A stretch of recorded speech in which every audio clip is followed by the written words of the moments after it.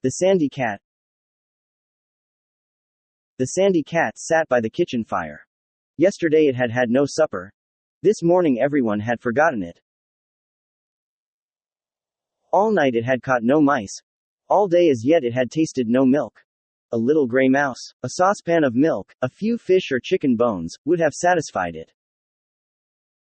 But no gray mouse, with its soft stringy tail behind it, ran across the floor. No milk was near, no chicken bones, no fish, no anything. The serving maid had been washing clothes, and was hanging them out to dry.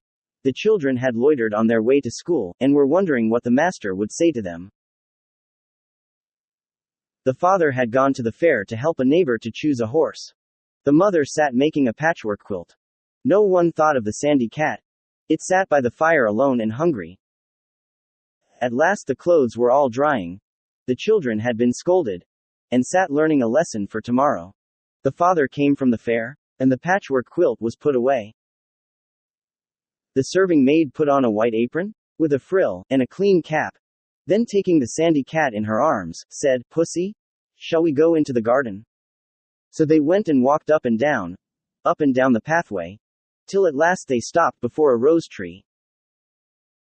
The serving maid held up the cat to smell the roses, but, with one long bound, it leapt from her arms, and away, away, away.